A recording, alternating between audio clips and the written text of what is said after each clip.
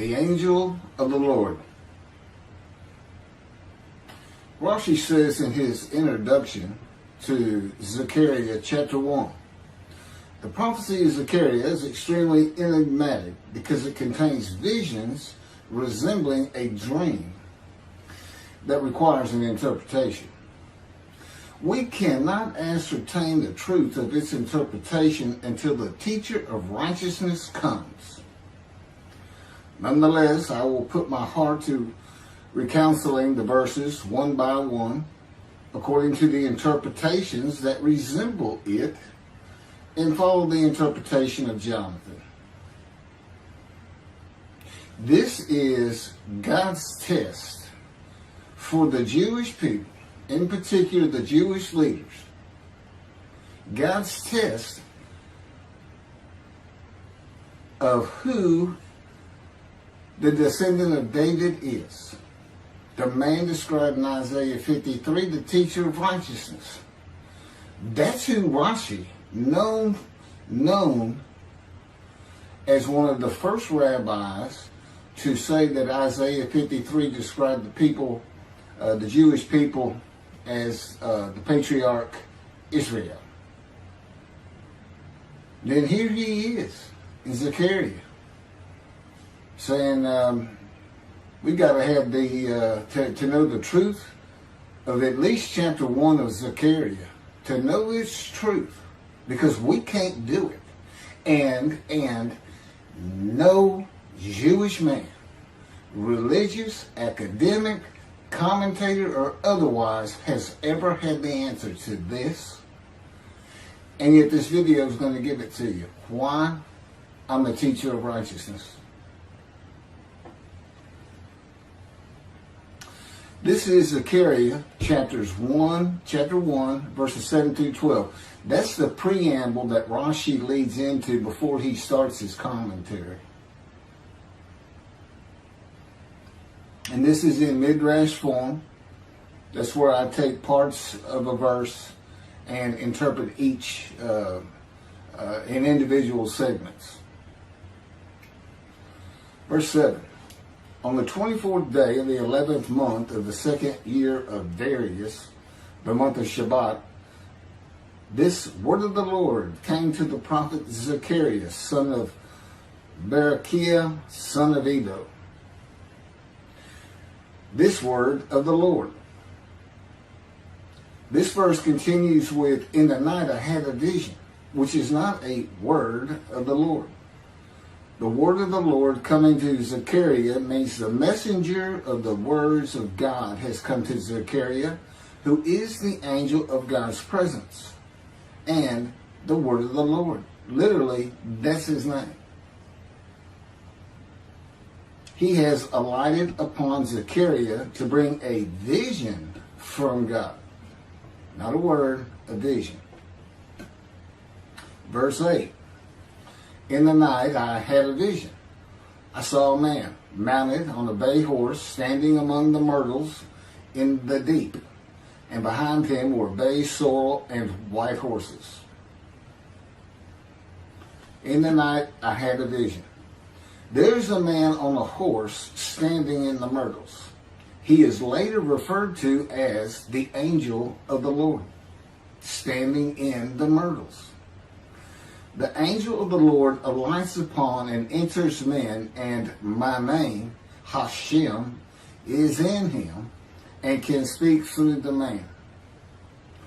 Zechariah has an angel with him who is his guide in the vision. The deep is like a valley Zechariah is looking down on, filled with myrtle trees, and then an open area below that is where the bay, sorrel, and white horses are. Verse 9. I asked, what are those, my Lord?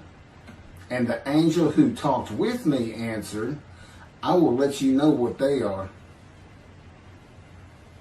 What are those, my Lord? Zechariah is not talking to the angel.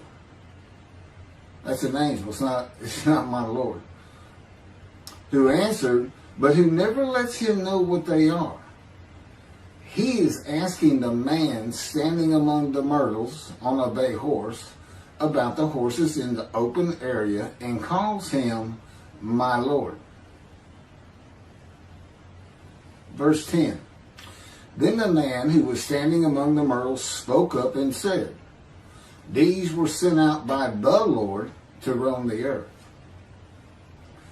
Then the man who was standing among the myrtles spoke up and said, again, this is Midrash form. Okay, so the man standing in the myrtles answers the question of Zechariah, not the angel who is with Zechariah. Verse 11.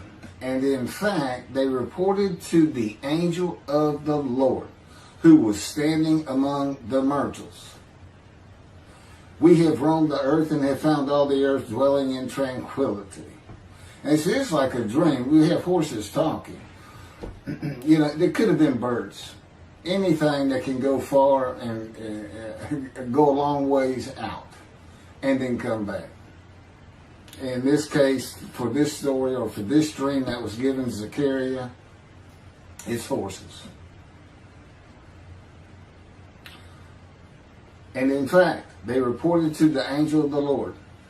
They who reported are the horses who have gone to and fro throughout the earth, and they spoke the report to the angel of the Lord, who was standing among the myrtles.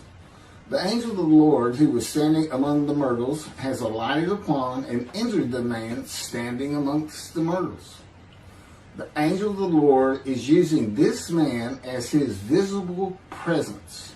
You cannot see the angel of the Lord. Just as he once used a burning bush for his visible presence, and God spoke through him to Moses. Not just as his visible presence, he also used the man to say, these were sent out by the Lord to roam the earth. In other words, it sounded like the answer was coming from this man. But it's coming from the angel of the Lord, and God is in that angel, his presence. Because that's the angel of his presence. You can find that in Isaiah chapter 63. I don't recall the verse. I never see anything on the angel of his presence. Wherever God's presence is, the presence that enters the temple, I never hear any mention of the angel that has to be with him. Why? It's the angel of his presence, who is the angel of the Lord. Yeah, I believe, and I'm not certain about this, but I've heard it at least one or two times, and that is Christianity believes the angel of the Lord is Jesus Christ. Thereupon the angel of the Lord exclaimed, O Lord of hosts, how long will you withhold pardon from Jerusalem and the towns of Judah, which you placed under a curse 70 years ago? Thereupon the angel of the Lord exclaimed. Okay, so the angel of the Lord exclaimed through the man.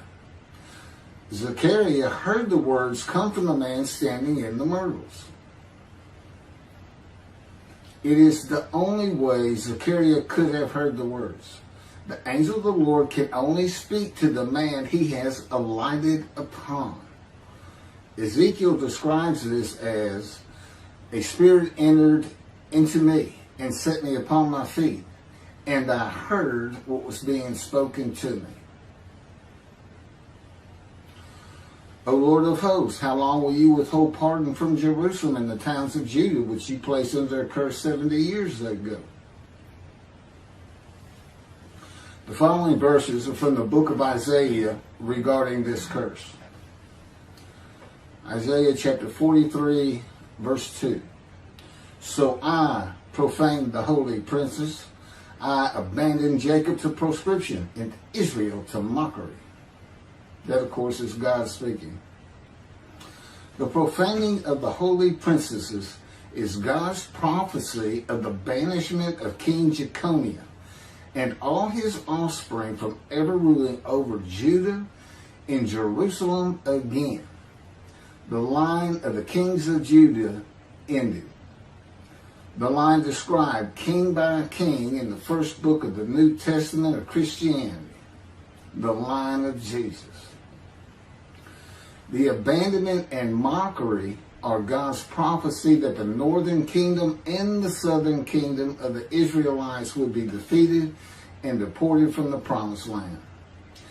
Isaiah witnessed the deportation of the northern kingdom, but the deportations of the southern kingdom were many years after his death. This is chapter 43, verses 5 through 7. Fear not, for I am with you. I will bring your folk from the east, will gather you out of the west. I will say to the north, give back, and to the south, do not withhold. Bring my sons from afar, and my daughters from the end of the earth, all who are linked to my name, who I have created, formed, and made for my glory.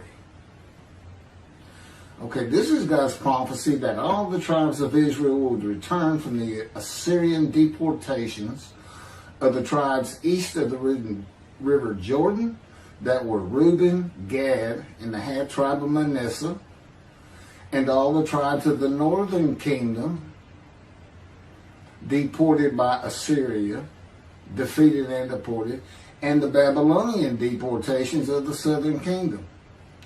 It is a prophecy that is specific to the Assyrian Babylonian exiles. This prophecy was fulfilled according to the books of Ezra and Nehemiah and their account of all 13 tribes returning to the southern kingdom of the lands of Benjamin and Judah. Jerusalem is within the lands of Benjamin, and his lands are considered part of the kingdom of Judah, since that is where the kings of Judah rule from. 10 tribes being lost and not returning is a myth. When the 7th month arrived, the Israelites being settled in their towns, the entire people assembled as one man in Jerusalem, as the man Israel, all of them. When the people Israel gather as one man, it is all 12 tribes who were allotted lots of the promised land, and the Levites, they did not receive a portion. They were allowed to go from lot to lot, tribe to tribe, and everybody was supposed to take care of them. The Levites, that would be Levi, the son Levi, the priestly tribe without an allotment of the promised lands. Judahites and Benjaminites alone are not Israel, though all references to Israelites would include them. All of Israel had returned together to Jerusalem and Judah, mindful of the imported Gentiles in the northern kingdom, imported by the Assyrians, many of whom tried to stop the building of the second temple. This is why everybody returning, all 13 tribes, all went to Judah. The northern kingdom was occupied by Gentiles, I would assume Assyrians and Arabs.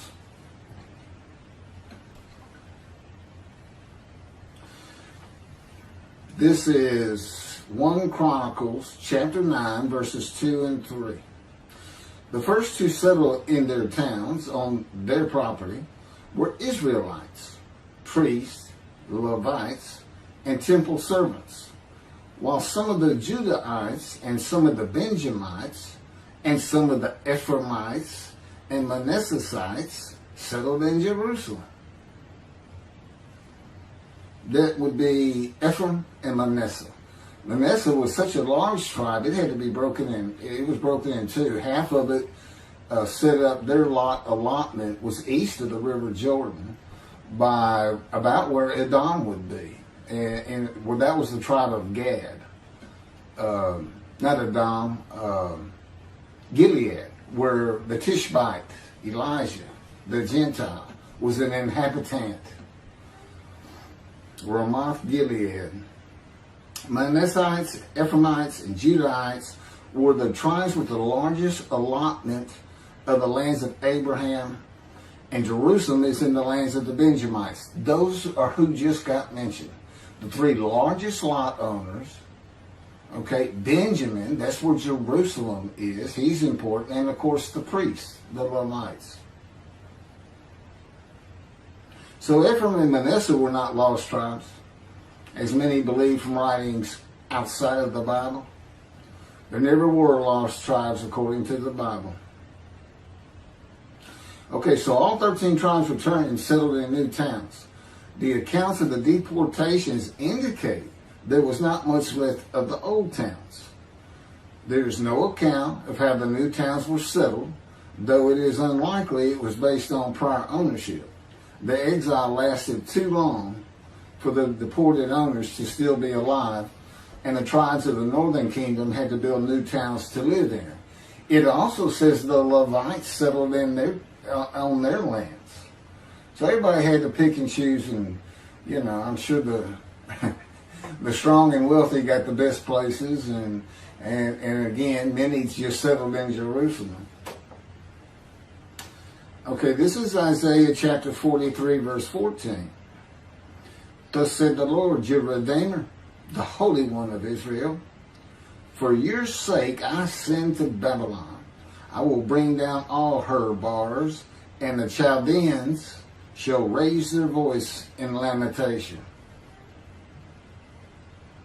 This is God's prophecy that Assyria would be conquered by the Babylonians, who were defeated by the Chaldeans. But they actually go back and forth and actually became somewhat intermingled, Chaldeans and Babylonians. And that he would raise up the Gentile anointed king Cyrus of Persia to conquer them, to clear the way for all the tribes to return. That's how he cleared the way to the desert or made rivers for them. Basically, he got Cyrus to release them. Chapter 43, verse 25. And I never hear anything about this. It is I who, for my own sake, wipe your transgressions away and remember your sins no more. Okay, this is God doing, and he says this, something new. I'm going to do something new for the Israelites. This story repeats with the new covenant that includes sin forgiveness of the Jewish people that arise with Elijah and the angel of the covenant after the exiles of the Roman dispersal return to the land of Israel in a time to come. That's from Jeremiah chapter 31. The Jewish people have returned from the Roman dispersal of them throughout the world, the diaspora, which means outside of the promised land, outside of Israel, to a land that lay desolate for more than 2,000 years until after the Holocaust, and they created the state of Israel in 1948. 70 years later, and that's funny too, because they talk about a curse of 70 years. That 70 years, I believe, just applies to the last of 3 deportations of Judah and the defeat by the Babylonians. Because the northern kingdom had been defeated and deported long before that, and the first to be defeated and taken to the lands of Assyria was Gad, the half tribe of Manasseh, the lands east of the River Jordan. 70 years later, the land blooms again, and Jerusalem has been rebuilt as a great city, larger than it was in ancient times, according to God's words in Jeremiah 31. The time to come to deliver the new covenant with sin forgiveness is here. That's very important for the interpretation of at least chapter 1 of Zechariah. That means the angel of the covenant that you desire of Malachi 3 is on his way, followed by God and the messenger Elijah. And when God's third temple is built, he will return to it suddenly. This is the day of the Lord. That's Malachi chapter 3. Now, Zechariah is in Jerusalem, and the construction on the second temple is about to begin. Isaiah has written God's words of sin forgiveness, which would have removed the curse long before this, when they were returning, when the remnant of the 13 tribes was returning. And the angel of the Lord proclaims, O Lord of hosts, how long will you withhold pardon from Jerusalem and the towns of Judah, which you placed under a curse 70 years ago? Okay, this vision of Zechariah and the words of the angel of the Lord through the man standing in the myrtles regarding the curse 70 years ago is to make Zechariah think and try to understand why the angel of the Lord would say this. From his perspective, the curse was lifted. He was back in Jerusalem with all the tribes preparing to build the second temple. The vision is for Zechariah to find out how and when the curse was lifted. And that's important today, because this is the day of the Lord. The new covenant is here, and every single Jew throughout the world is forgiven of their sins right now. And that message has been given to me to be delivered. And it's not getting out there. It's just not getting out there, and that's what happened here. Because if you read Ezra and Nehemiah, it's clear they had no idea that their slates had been claimed. And sin and continue. Once you know that God has just said, okay, I'm not going to remember any of that. Let's all start fresh. I'm here with the covenant of friendship. Let's everybody start being observant Jews. Okay? Which would include going to Yom Kippur. Having a slate clean does not mean you have a lifetime now of sin forgiveness. The books of Ezra and Nehemiah reveal, this is how God had me write it down. This is from the book, Isaiah 53, in the day of the Lord, that was dictated to me. The books of Ezra and Nehemiah reveal that the 13 tribes did not know they had been forgiven. Right. We had to wait for the teacher of righteousness to know. And this is another thing I never see in this Messianic era that is taught, that is coming, is that God is with the descendant of David as he was with Moses. I mean, just right there with him.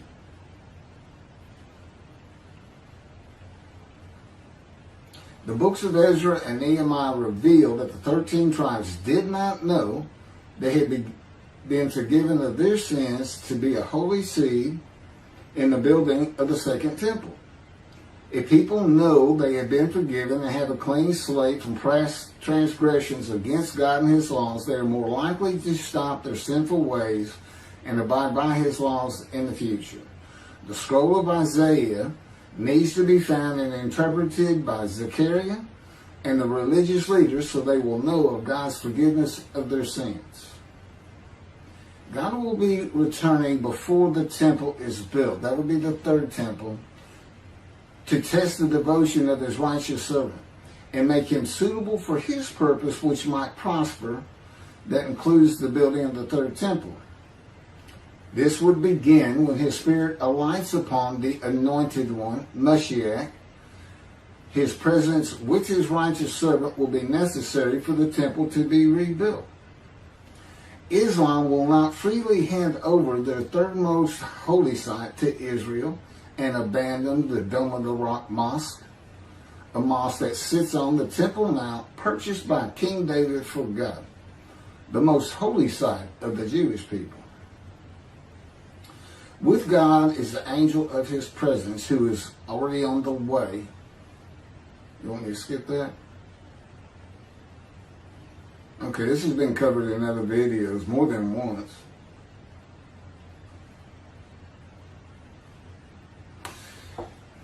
The prophet like Moses will have other similarity to Moses beyond writing God's words at his command and direction. As this was written, at God's command and direction, I typed those words. To the greatest degree possible for any human being, Moshe's identity and existence became one with the Creator. Now that's who you're looking for when you say the prophet like Moses. It's not Joshua. I've heard that one, which is, it says right there on that page, there's never been another prophet like Moses. Well, his attendant Joshua standing right there, if that's, anyway. Moshe's identity and existence became one with the Creator. I don't think you can say that of Joshua. I don't think you can say that of any man until the Spirit of God alights upon him in chapter 11 of Isaiah.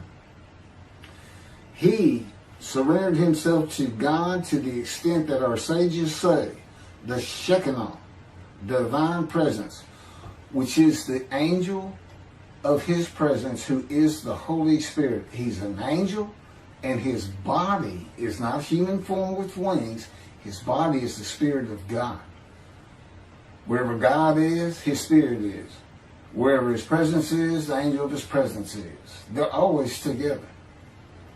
So when they alight upon a man and say, okay, we have tasks for you, that man immediately becomes a man in divine beings. And that's the Shekinah. That's the Spirit of God and the presence of God entering into the temple, which would include the angel of his presence. The Shekinah spoke through Moshe's throat. As I had mentioned, God can speak through me. You're only going to know it, just like with the man standing in the myrtles, by the words that are spoken. Okay? Because it's my voice. But it's not me. You know, I can tell the difference. You can't, other than those would be how God would state it. And you can, if you watch closely, you can see it happen in all these videos. I mean, for the most part. Where God just, you know, it just throws out a sentence or two. And I just keep going, you know. I let him get done and I just pick up from there. We've been working on this for over 13 years. That's from the Zohar, Volume 3, page 232A. And then it says, i.e., he was God's veritable mouthpiece on this earth. That's from the Sefer Hashikos 5749, Volume 1, page 290, and a footnote. The prophet, like Moses, will also have the answer to these questions. Quote, the great Jewish philosophers try to understand the question of how Moses heard God literally, some insisting that God spoke actual words and Moses heard them with his ears, while others suggest that God's speech was communicated silently to Moses' intellect and only uttered in sound by Moses himself.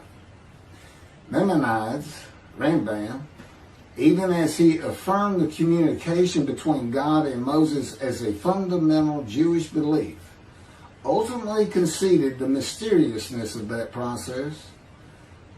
The entire Torah reached Moses from God in a manner which is figuratively described as speech, but no one has ever known how that took place except Moses himself, whom that speech reached. That's commentary on the Mishnah, Sanhedrin, Chapter 1. Well, I have the answers, and I've been telling you the answers. God is in his Spirit. Spirit enters into you, because we find it in Ezekiel. There's where God tells you.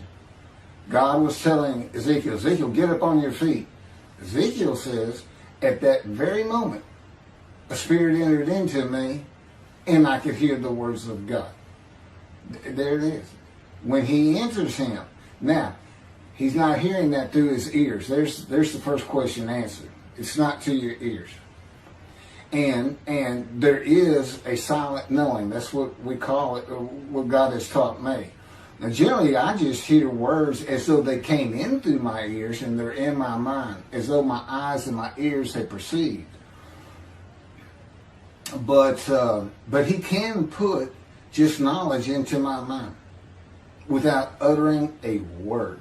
And it's kind of can be pointed out easiest with when he comes to a man, and like he came to Samuel, and Samuel just says, here I am. It's as though before he speaks to you, and this is what happened with me, he put in a knowledge in my mind that the God of creation was about to speak to me. And so when he did speak, it was as though he had always been there speaking to me. Not unlike how Adam would have felt.